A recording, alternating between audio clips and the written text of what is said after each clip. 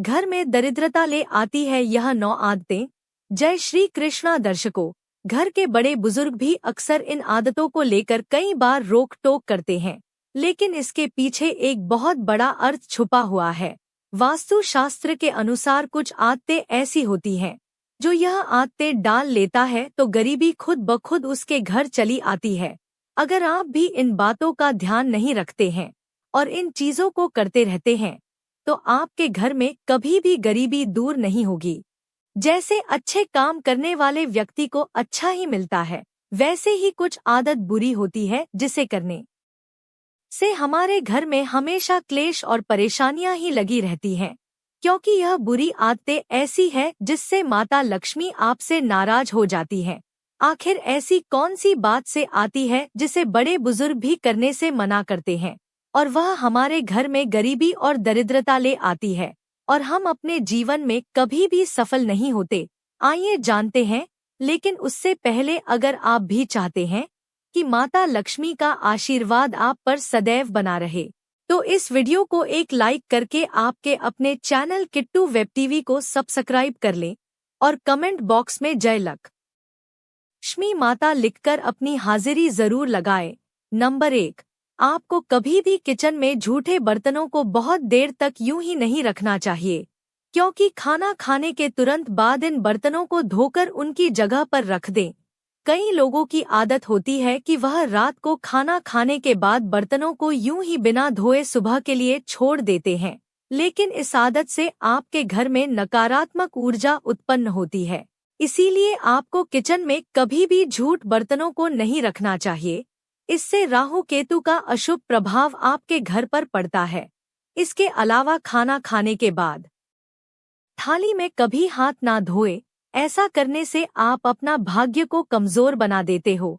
खाना खाने के बाद बर्तन को तुरंत किचन में रखें और फिर किचन या बाथरूम में हाथ धोएं।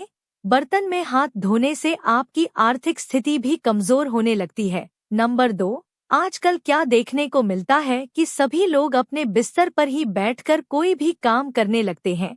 टीवी देखते हुए वह बिस्तर पर ही खाना खाने लग जाते हैं, लेकिन यह आदत बहुत बुरी है। इससे घर की लक्ष्मी हमसे रूठ जाती है।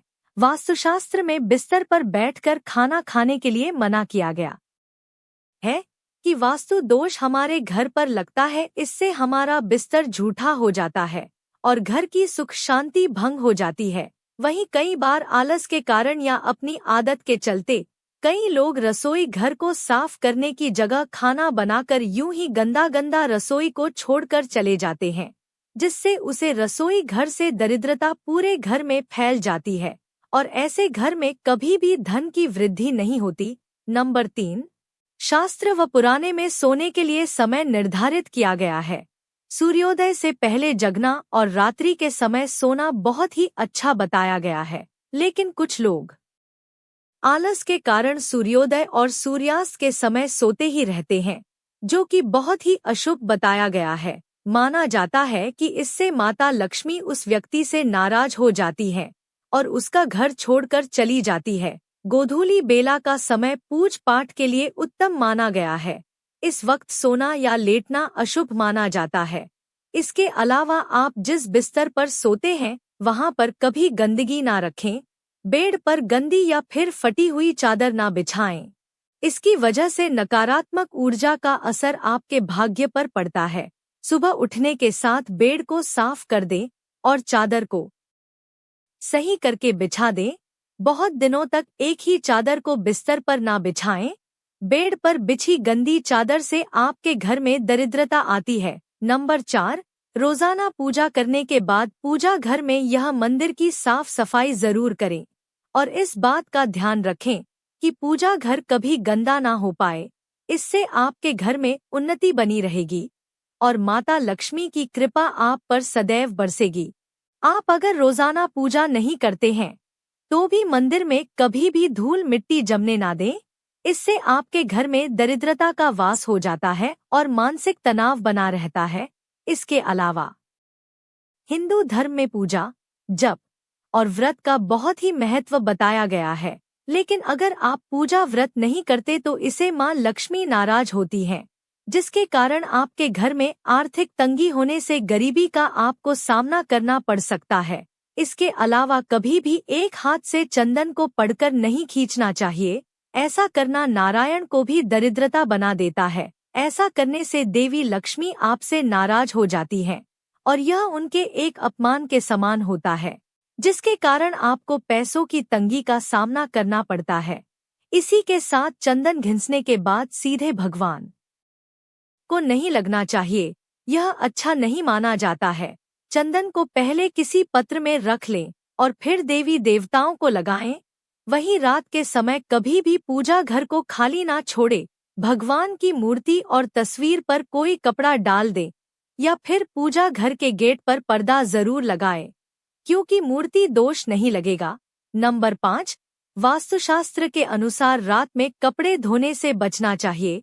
ऐसा करने से घर में नकारात्मकता का वास हो जाता है, क्योंकि रात में नकारात्मक शक्तियां ज्यादा प्रभावशाली रूप में रहती हैं।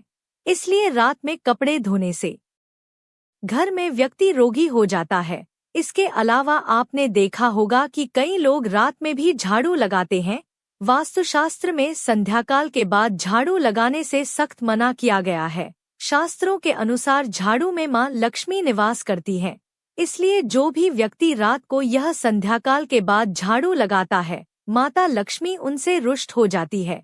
साथ ही वास्तु देवता भी नाराज हो जाते हैं। वहीं कई लोगों की यह भी आदत होती है कि वह स्नान आदि करने के बाद अपना बाथरूम गंदा यूं ही छोड़ आते हैं और अपने अन्य दूसरे काम में लग जाते हैं। ऐसे लोगों की यह आदत उनके जीवन में परेशानियां खड़ी कर देती हैं। इसके अलावा घर के बाथरूम में टॉयलेट के दरवाजों को हमेशा खुले रखने से घर में नकारात्मक ऊर्जा फैलती है। इसलिए इन दरवाजों का हमेशा बंद करके रखना चाहिए। नंबर 6, नाखून चबाने की आदत अमूमन लोगों में देखी होगी। जो लोग नाखून चबाते हैं, ऐसे लोगों का सूर्य कमजोर होता चला जाता है। ऐसे लोगों को आंखों की समस्या रहती है, बिना वजह के अपयश मिलता है। वहीं लोगों की आदत होती है कि वे इधर उधर जूते फेंक देते हैं। जूते फेंकने की यह आदत आपके जीवन में नकारात्मक जगा सकती है। खास तौर पर जूतों को कभी भी मुख्य द्वार पर ना रखें। इससे घर में माता लक्ष्मी का आगमन बाधित होता है। जूते के लिए हमेशा एक रैक बनवा कर रखें और जूते को उसी में रखें। इसके अलावा पुरानी डायरी जिनका इस्तेमाल आप नहीं करते हैं, उन्हें भी घर में ना रखें। वास्तुशास्त्र के अनुसार पुरानी डायरी भी नकारात्मक ऊर्जा का कारण बनती है, जिसका असर परिवार के लोगों और उनकी तरक्की पर पड़ता है। ऐसे में पुरानी या बेकार डायरी को भी तुरंत बाहर निकाल दें। वहीं घर में पुराने अखबार भी जमा कर नहीं रखने चाहिए। यह भी घर में दरिद्रता का कारण बनते हैं, जिसकी वजह से परिवार में अशांति का वातावरण बन जाता है। ऐसे में यदि आपके भी घर में काफी समय से पुराने अखबार पड़े हुए हैं, तो आज ही बाहर निकाल दें या कबाड़ वाले को दे दें। नंबर 7, ज्योतिष शास्त्र के अनुसार किसी को भी सूर्यास्त के बाद पैसे नहीं देने चाहिए। ऐसा करने से आप पर कर्ज का बोझ बढ़ सकता है और दिए हुए पैसे भी डूबने का खतरा रहता है। इस धन हानि के योग बनते हैं।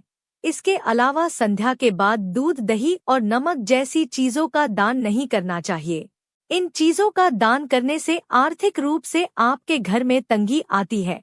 इसके अलावा जिन लोगों को घर के मुख्य द्वार पर अंधेरा रहता है, उनके बनते काम भी बिगड़ जाते हैं।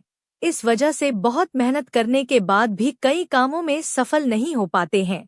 नंबर 8, आपको बता दें कि घर में लगी घड़ी का भी वास्तु से बहुत बड़ा संबंध है। अगर आप तकिया के नीचे घड़ी को लेकर सोते हैं, तो इससे आपका बुरा समय शुरू हो जाता है और घर में दीवार पर टंगी हुई घड़ी हमेशा चालू रहनी चाहिए और वह चलते चलते बंद हो जाए तो उसको बंद नहीं रखना चाहिए, उसको हमेशा चालू ही रखना चाहिए।